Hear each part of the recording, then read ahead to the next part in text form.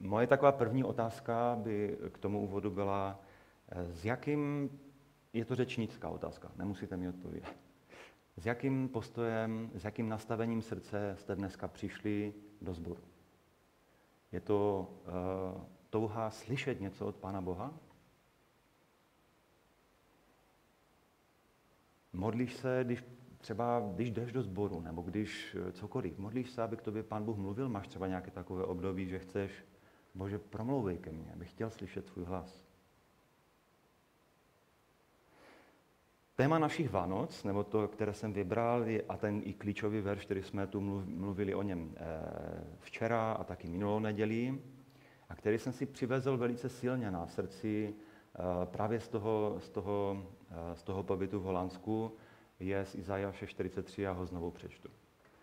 Nepřipomínejte si dřívější věci a dávnými věcmi se nezabývejte. Hle, já činím novou věc a už schází. Což to nevíte?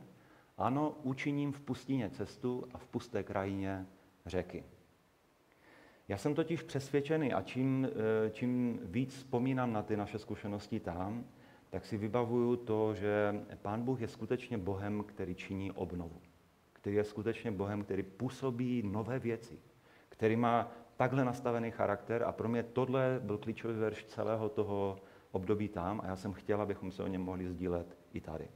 V tom Holandsku samotném jsme to my sami mohli zažít několikrát, tu jeho obnovu, to, že on má rád, když věci můžou dostat nový nádech, prostě nový život.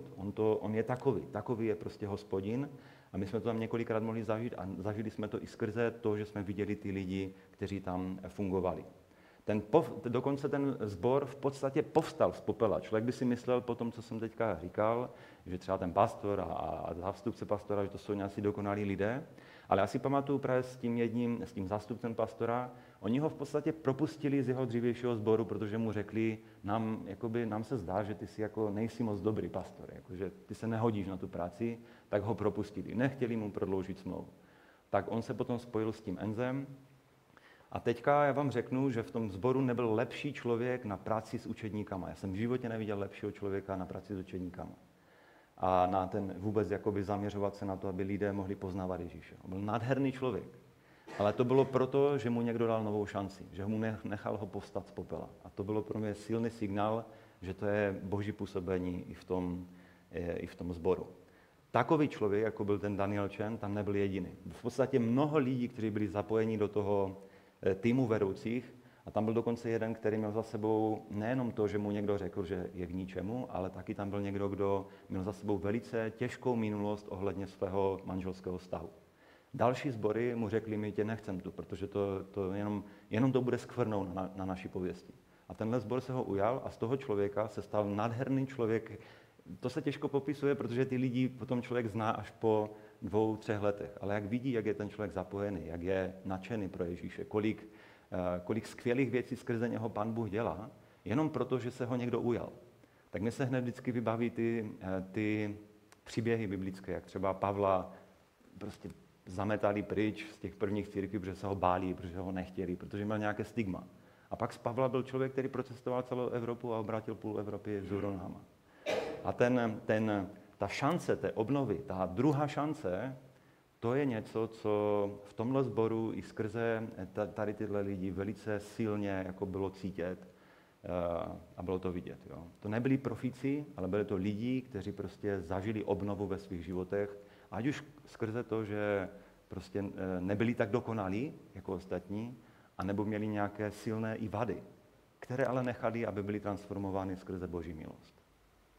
I samotný Enzo, v podstatě, on byl jako ten pastor toho sboru, byl pastorem na stejném místě, ten sbor se dostal do velkých problémů, v podstatě se jakoby ten sbor zaniknul.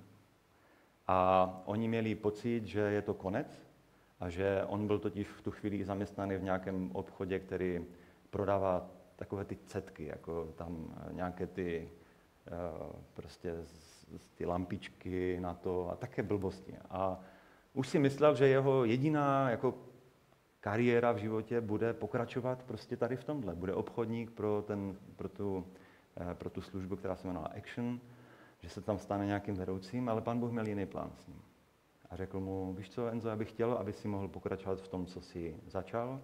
A tady v tom popelu začalo vznikat tady to společenství, které mi přijde, že je nádherným modelem Boží milosti, která přichází. Proto i to téma dnešních Vánoc je pro nás založené na tady tom verši, nebo těch verších z Izajáše 43. Protože Bůh je skutečně Bohem obnovy. Bůh je skutečně Bohem, který rád působí z popela, aby povstalo něco nového. Aby v pustině dal řeky. A aby tam, kde nebyla cesta, najednou byla cesta. Otázka je, jestli to chceme vidět. A já vám řeknu za mě, já to chci vidět. A já potom toužím, abychom to mohli vidět. Nepřipomínejte si dřívější věci. Dávnými věcmi se nezabývejte. Já činím novou věc a už schází. Což to nevíte? Ano, učiním v pustině cestu a v pusté krajině řeky. Budeme mít 3 takové zamyšlení. Já bych chtěl dneska začít první části toho, co jsme teďka četli. A to jsou ty první verše, ve kterým říká, nepřipomínejte si dřívější věci, nezabývejte se těmi dávnými. Má to i velkou spojitost s vánočním poselstvím, protože když si to vybavíme, tak Pán Ježíš skutečně přišel na zem a to, s čím se loučil se svými učedníky, bylo, já jsem vám přinesl novou smlouvu. A tu smlouvu potom Židé, jako v listu Židům, nazývá ten písatel jako, to je ta nová, lepší smlouva. On nám přinesl něco nového. A říká to list Židům takhle. Nyní však dosáhl vyznačnější služby, tak jako je i prostředníkem lepší smlouvy. To byl jeho záměr. On přišel na svět, aby přinesl novou smlouvu. Něco, co povstalo z popela a bylo lepší, než to, co bylo předtím. Ježíš přišel na svět, aby svůj život dal jako zárodek něčeho nového. To si musíme uvědomit. To je ta nádherná zpráva i Vánoc. A to nové je církev. Je to jeho budoucí sláva. Je to přítomnost jeho Ducha Svatého. Když přicházejí anděle, aby oznámili Ježíšův příchod, že se narodil, tak to není jenom také tiché šeptání, něco se stalo, ale to je radostné zvolání, je tady něco nového. Na co jste dlouho čekali, to se najednou stalo a je to uprostřed vás. Nebojte se, říkají ti anděle. Zvěstují vám dobrou zprávu o veliké radosti, která bude pro všechen lid. Kolik nádherných slov je slyšet tady v tomhletom krátkém sdělení andělském. Dnes se vám narodil zachránce, který je Kristus Pán v městě Davidově. Tohle je poselství Vánoc a souvisí s tím, s tou obnovou, o které bychom chtěli mluvit. Že tím prvním naším zamyšlením v této krátké sérii je nechat to staré jít. On tam totiž na začátku toho říká, nepřipomínejte si ty dřívější věci. Dávnými věcmi se nezabývejte. Já jsem si tu právě připravil ten svůj pokus, který mě napadl dneska. Není moc sofistikovaný, není to žádná velká magie, bych řekl, ale v podstatě na této vodičce, která už má nějakou svoji starou barvu, tak když do ní budeme nalívat tu krásnou čírou vodu, která reprezentuje tu novost, čerstvost, živost, tak se s tou starou vodou, co se stane s ní? Zředí se, ale bude jaká? Bude pořád modrá. Já jsem myslel, že bude mít jestli jste si mysleli, že bude mít nějaký trik, že to třeba změní barvu? Ne, nemám. Prostě jsem chtěl jenom zdemonstrovat to, že když něco nového vleju do toho starého, tak to staré tam prostě zůstane. To, co musím udělat, je nalít to do té prázdné nádoby. Ta nádoba musí být prvně vyprázdněná, aby do ní přišlo něco nového. Aby tam to nové mohlo zůstat. Teprve potom může to nové opravdu fungovat, protože když to nové leju do toho starého, tak to prostě nefunguje. A tohle je to, co nám ty verše chtějí v podstatě říct.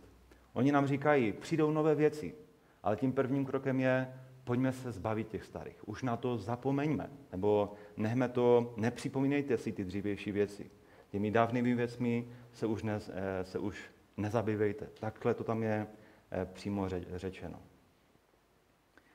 Abych se dostal taky do Nového zákona, tak Pavel na jednom místě, a taky pokud mě mysl neklame, tak taky v listu Židům se tito apoštolové přirovnávají k běžcům. Já nevím, jestli máte rádi běžce dlouhých tratí. Já jsem to kdysi úplně nenáviděl. Mě když řekli na našich trénincích, já jsem kdysi hrál hokej, když nám řekli, pojďme běhat, budeme běhat 12-minutovku anebo 1500 metrů, tak pro mě to bylo jako ten nejhorší vzkaz, který mi mohl náš trenér dát. Jsem nenáviděl prostě dlouhé tratě. Ale z toho, jak pozoruju prostě sportovce, atlety, anebo jakékoliv kolektivní sporty, tak si dokážu taky vybavit to, že na tom běhání prostě záleží na tom, v té dlouhotrvající nějaké životní, prostě atletické prostě tom boji, tak záleží na to, jak se vypořádávám s překážkama, jak prostě jsem schopný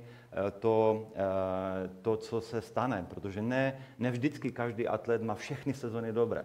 Spíš to je tak, že někteří vrcholoví sportovci mají třeba dobrou jednu sezonu, ale potom to zopakovat nebo navázat na to bývá velice těžké. Ale opravdu ti nejlepší sportovci, tak ti se dokážou dostat zpátky do hřiště nebo zpátky do toho sportu, ve kterém působili, na dráhu nebo na skokanský můstek, potom, co byli dlouhodobě zraněni nebo měli za sebou nějakou nevydařenou sezonu.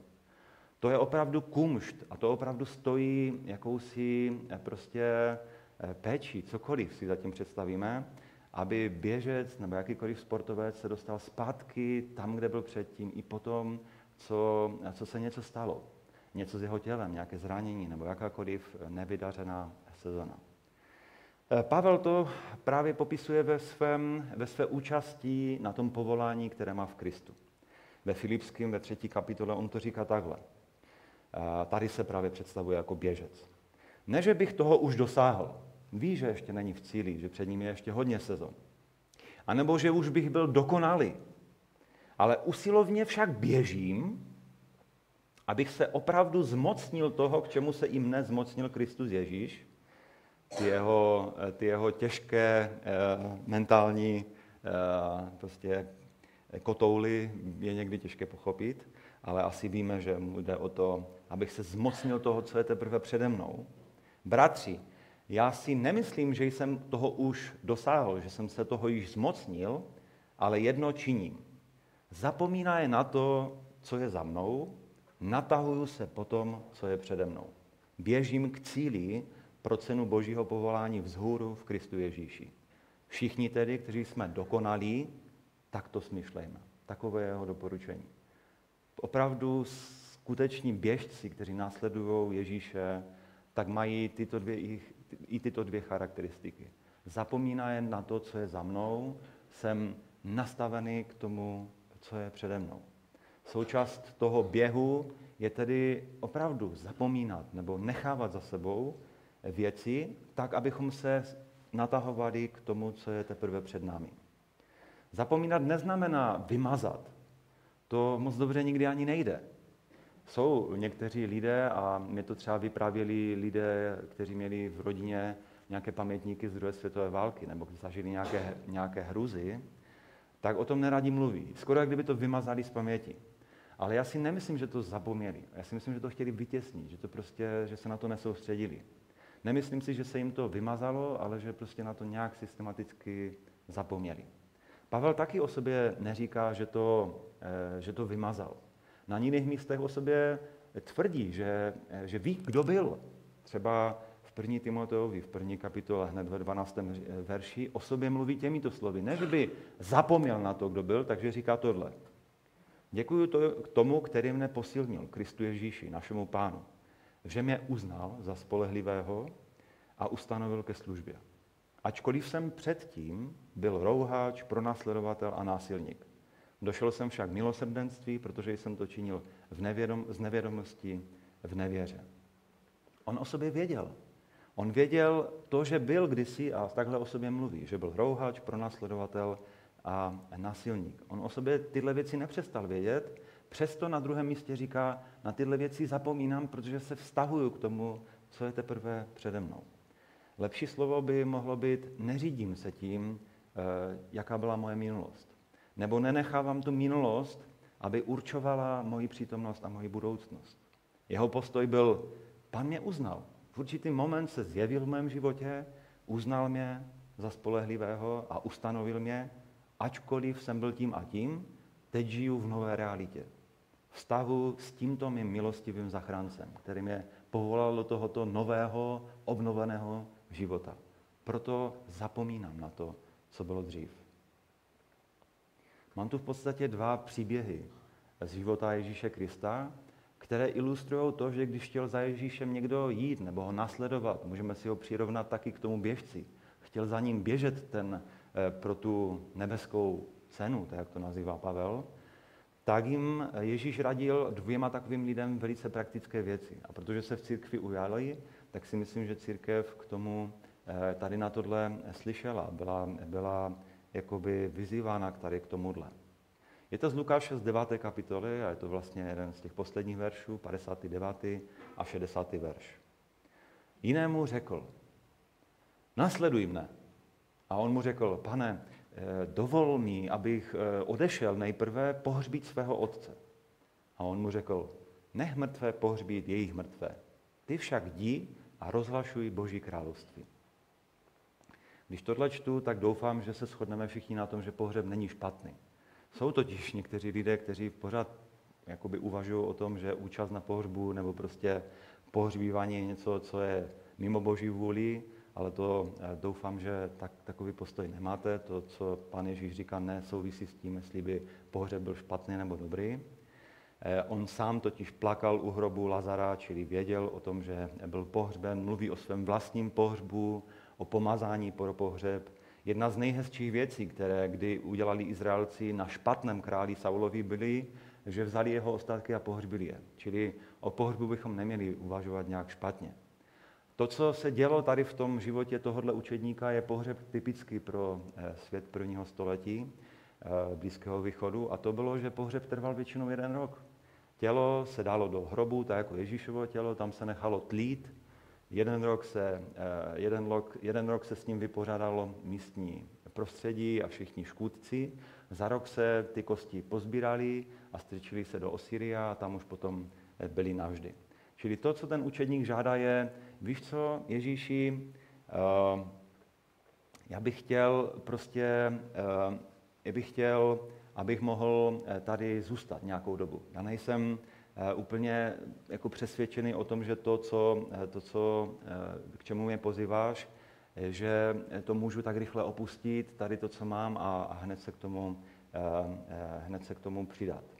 Ježíš mu říká, nebuď zaseklý v této tvojí nešťastné životní situaci. Nebuď v tom zaseklý. Prostě běž, udělej ten krok dál. Pokud budeme brutálně upřímní, tak si musíme přiznat, že špatné věci se prostě dějí. Tak jako tomuto člověku. Někdo mu umřel v rodině, jeho otec mu umřel a tak se s tím chce vypořádat a chce se s tím vypořádat po svém. Špatné věci se dějí a není to nic nového pod sluncem. Tou nejlepší reakcí, kterou Pán Ježíš doporučuje tomuto člověku, bylo nech to staré jít. Nech ty staré věci odejít. S tím, co se stalo, teď už nic neuděláš a zůstávat na tom jednom místě zaseknutý, není to nejlepší, co se svým životem můžeš v tuto chvíli udělat. Běž dál. To jsou Ježíšova slova. Věřím, že všichni, jak tu jsme, tak máme nějakou podobnou zkušenost, kdy se něco nešťastného stalo v našem životě. A nebo známe někoho, koho vlastně nešťastná událost v životě totálně vykolejila. Ať je to smrt, nějaká těžká ztráta, nenaplněné očekávání, nemoc nebo něco takového. Nemyslím obecně takovéto období truchlení a smutku. To je velice přirozené. Když se něco takového těžkého stane, tak je to normální, že člověk na chvilku vypne, že prostě potřebuje se dát dohromady, že smutní, truchlí kvůli tomu, že někdo blízký odešel nebo že se stalo něco takového. To je zcela normální a taky bych řekl legitimní. Ale dlouhodobá ztráta zájmu, rezignace, frustrace, na to má Ježíš tyto rady.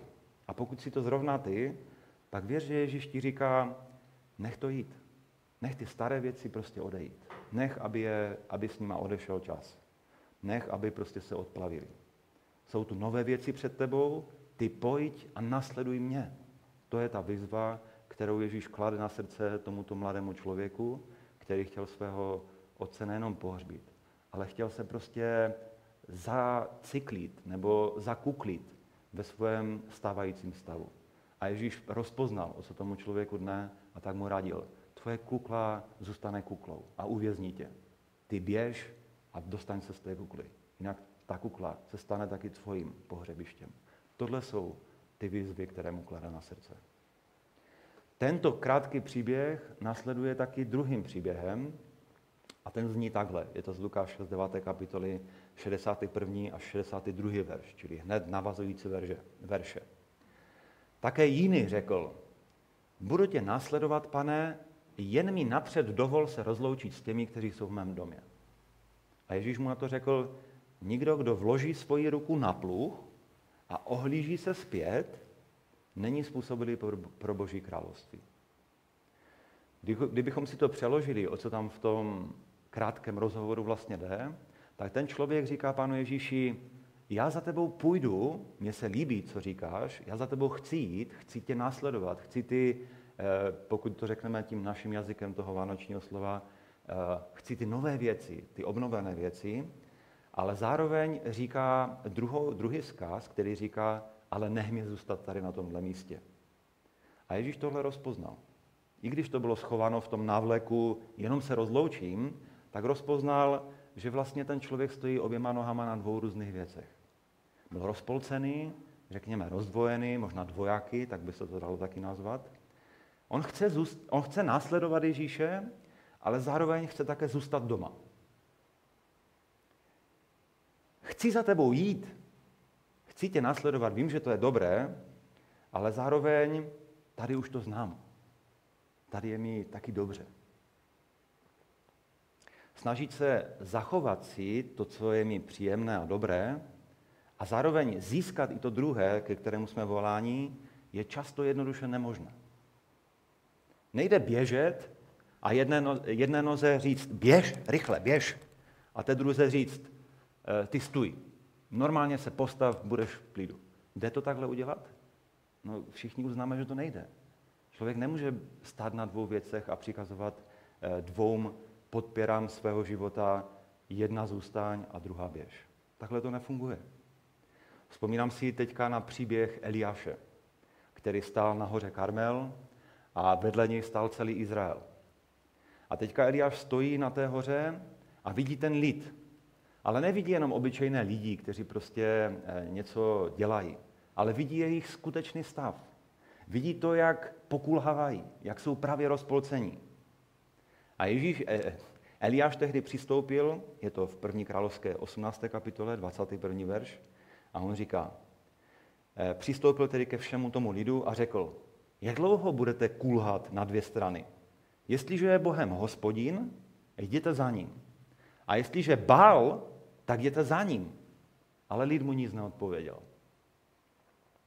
Lidé někdy potřebují slyšet to jednoduché pošťouchnutí. Rozhodni se. Udělej něco. Běž to. Udělej to. Zejména si myslím, že pokud člověk se nechce rozhodnout pro jednu cestu, i když ví, že je správná ta cesta a Bůh mě k ní volá, tak tohle není dobré nikdy. Ano, tou dobrou věcí, tou dobrou zprávou na tom je, můžeš se kdykoliv sdílet. Prosit někoho o to, aby se modlil s tebou. Když zatímco ty děláš rozhodnutí. Můžeš prosit Pána, ať ti pomůže. To je v pořádku, to všechno. On je totiž dobrý, já to vím. On i ve chvílích, kdy my jsme rozpolcení, rozdvojení a dvojáci, on přichází, aby nám pomohl na tu cestu. Můžeš se jemu svěřit, můžeš se svěřit církvi. To není nic špatného a je to správná cesta. Ale nezanedbej to, k čemu on tě skutečně volá. Nehoď to pod koberec dalších věcí. Když on volá, nech staré jít, tak je to proto, že on chce, aby to jeho nové, to jeho vzácné, mohlo teprve přijít. A toto je ten klíčový verš dnešních Vánoc. pro naše společenství. Nepřipomínejte si dřívější věci. Dávnými věcmi se nezabývejte. Já činím novou věc a už schází. Což to nevíte? Ano, já učiním v pustině cestu a v pusté krajině řeky. To je jeho zaslíbení. Otče náš, my ti děkujeme za to, že ty jsi řekl, ať si to nepřipomínáme, nezabýváme se věcmi starými, protože ty činíš novou věc. Ty jsi skutečně pánem obnovy a my tě chválíme, my tě velebíme, my ti děkujeme za ty štědré důkazy a povzbuzení o tom, že ty jsi skutečně pánem obnovy. My tě chválíme, velebíme a děkujeme ti za to, co ty jsi přichystal. Amen.